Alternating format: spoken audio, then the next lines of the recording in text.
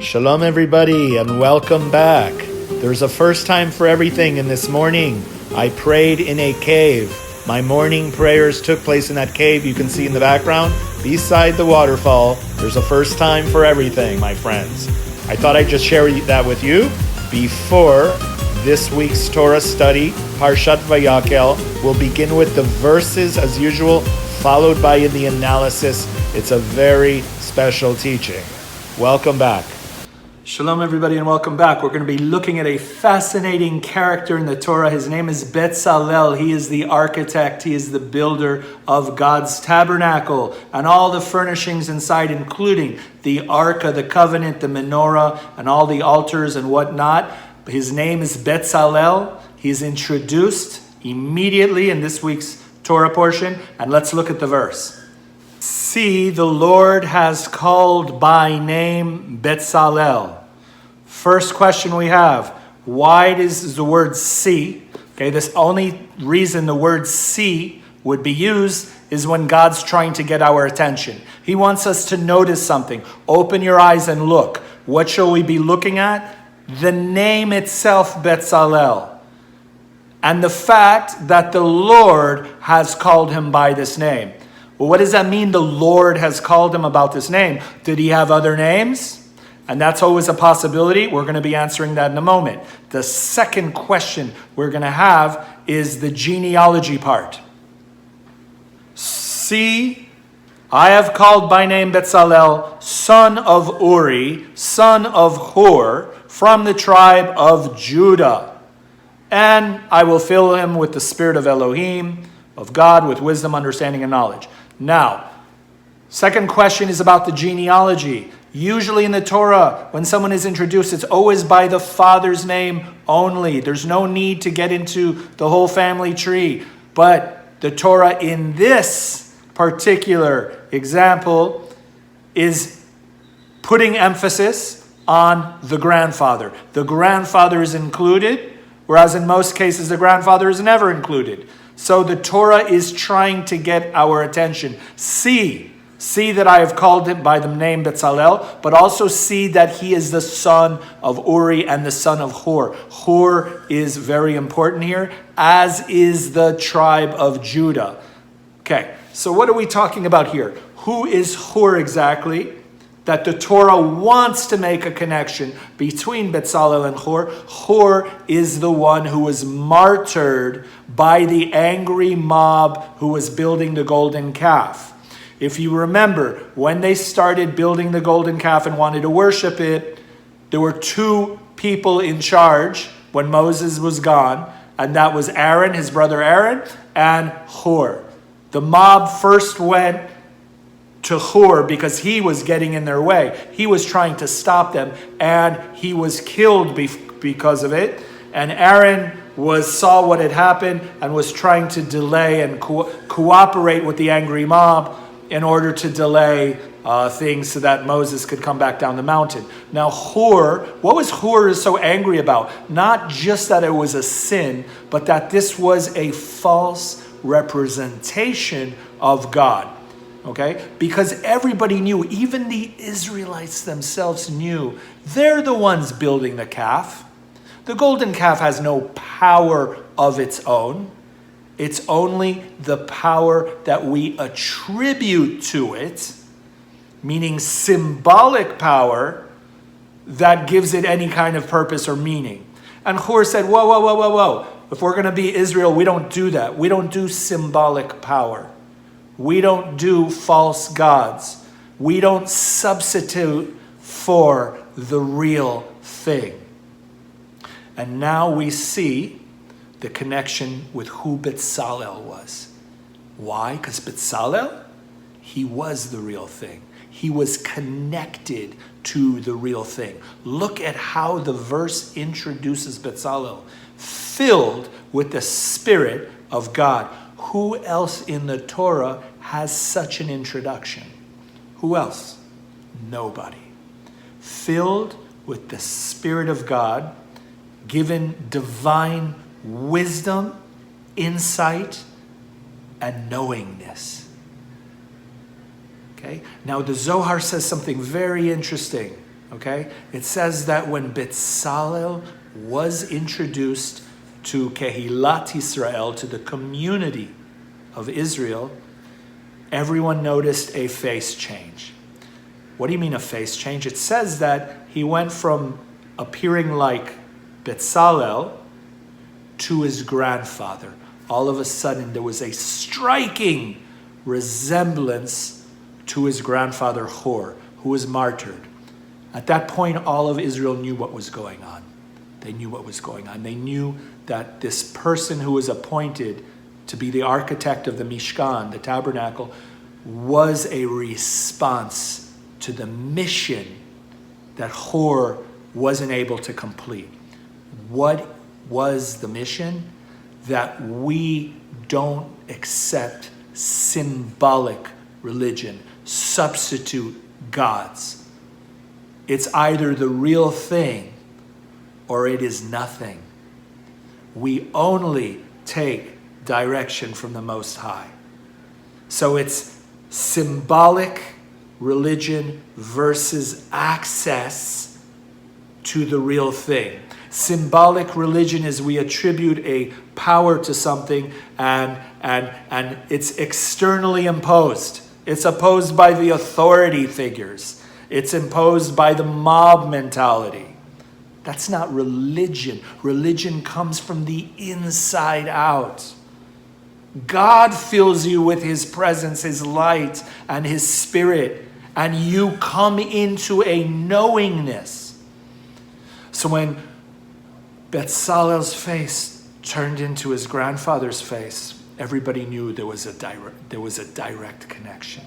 So here's the thing about, remember the verse wants us to pay attention to his name. The name that the Lord, Hashem, appointed him by that name. So what's going on here? Did he have other names? So to answer it is quite possibly he might have had other names. There are many people in the Torah that had more than one name. Moses had many names. But heaven chose to remain to name him and remember him by the name given by his mother Batya, the daughter of Pharaoh. So this Betzalel is a name Hashem wants him to be remembered by. And what does the oral tradition say about where did he get his name? Which means in the shadow of God. Betzalel means in the shadow of God. Where did this name come from? So the Midrash, the oral tradition, tells us like this. Is when Hashem gave Moshe all the instruction and details on the building of the tabernacle, he also said, you're going to have a helper.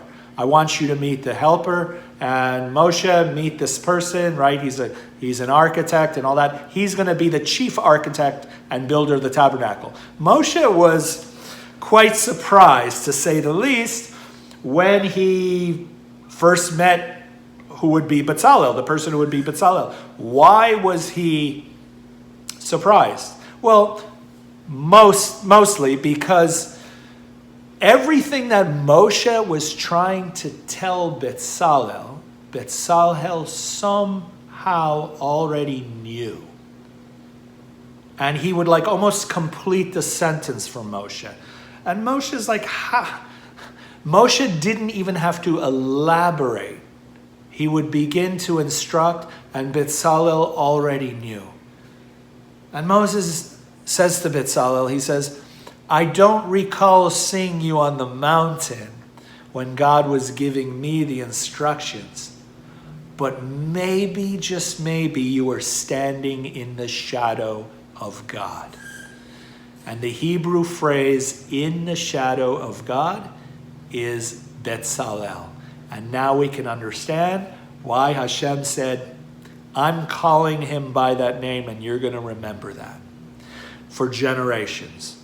Betzalel, in the shade or in the shadow of God, means you don't see directly into God's face, but you are close enough that you have access.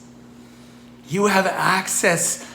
The vibration and energy of the presence of God alone fills you with his presence and spirit, fills you with the divinely inspired knowingness. And that's how Betzalel just knew, which blew Moses away. The other thing we want to bring attention to, which was quite surprising to Moses and to the whole community of Israel when I met Betzalel, was that he was only 13 years old. That's right. The builder of the Mishkan was a 13-year-old boy who had no previous knowledge, wisdom, or any life experience. And do remember that this is only 3 months out of slavery. The only way the Hebrews, the Israelites, knew how to work with their hands was mud and mortar to make bricks. There was no intelligent design. So how did Betzalel know what he knew? Well, he didn't say it's coming from me. He was filled by the Spirit of Elohim that contained a divinely inspired knowingness from the inside going out. Nothing externally imposed. That's false religion. There is no golden calf, symbolic, whatever you want to call it. This is the real deal, folks. Betzalel represented the person who is deeply, naturally, organically connected to a divine source. Taking this idea of a young person being connected to a divine source, now we're going to fast forward. We looked at the ancestry of Betzalel, but now we're going to look at his descendant. Who is the descendant of Betzalel? From the house of Judah, it was none other than King David and King Solomon themselves. So fast forward, let's look at the book of Kings, at something astonishing, a brilliant connection between King Solomon and Betzalel. Look here at the verse, what it says. I am but a little child. Give therefore thy servant an understanding heart to judge thy people, that I may discern between good and evil. And God said to him, Behold, I have given you a wise and understanding heart. So look at the striking parallel, friends. I am but a little child. Solomon was a child. He was only 12 years old when he took the throne as the king of Israel, who would then be appointed as the builder of God's temple.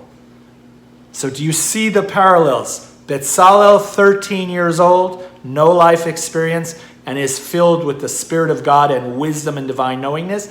And Solomon now remembers his ancestor. And God says in a dream, you can request and I'll grant you anything. Wealth, power over your enemies, anything. And King Solomon, at the age of 12, asked for the same thing you gave Betzalel. I want the same thing for myself. There's nothing more valuable. And what happens the next morning, according to the text? The first thing Solomon does is he wakes up, he's in Jerusalem, and he stands before the Ark of the Covenant. He stands and he prays at the site of his future temple. And he will be the builder, just as his great ancestor Betzalel. Now, if that wasn't enough, as far as descendants, the direct descendant of Betzalel is not only the tribe of Judah, house of David and Solomon, but we go all the way down to the Messiah himself, which is from the seed of Jesse, which is the house of David. Let's look at the verse. And there shall come forth a rod out of the stem of Jesse, meaning from the house of David, and a branch shall grow out of his roots. Meaning this is all genealogy, friends. And listen to the wording, the Spirit of God shall rest upon him, the spirit of wisdom and understanding, the wisdom of counsel and might, the spirit of knowledge and Yirat Hashem, the fear of God. And then the famous verses, the wolf shall dwell with the lamb, the leopard shall lie down with the kid, the young lion and the fatling together, and the little child shall lead them. They shall not hurt nor destroy anything on my holy mountain. And this is the most important part, friends. And the earth shall be full of this knowledge of God. Direct knowledge of God as the waters cover the sea. Friends, do you see the parallel? Do you see that this whole thing that began with Hur, then it continued with Betzalel, and continued with David and Solomon, and continues all the way down to the Messianic line, it's giving us the vision that ultimately it's not a Messiah that will come to the earth and everybody will worship the Messiah.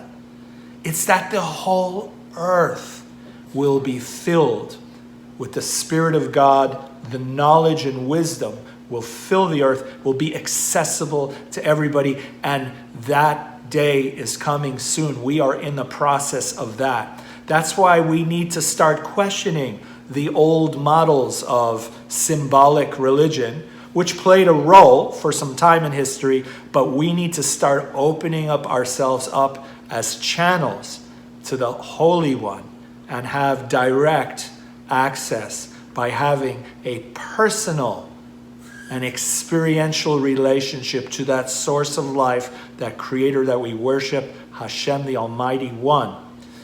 And I want everybody to take this time to be instruments of God, to develop your own intuition, to look into your heart for guidance, because God speaks to us every day through the silence, through our intuition, through the signs of the universe around us. We're all being prepared for that great shift in consciousness and holiness, which was the original game plan to begin with. Going back to the Hur, who was martyred at the scene of the golden calf, one of the big reasons he wanted to stop them and prevent them from going through with it is because the sages of Israel say, had they not built the golden calf and introduced false religion, substitute religion, had they not introduced that, we would have shifted into the Messianic age at that time on Mount Sinai. But the plan was sabotaged. It was delayed. But Betzalel showed us the way. King Solomon showed us the way. The Messiah, represented by an innocent child, led by the Spirit of God, is showing us the way. Say, may it be soon, bimheira b'yameinu, in our days soon to come. Shalom.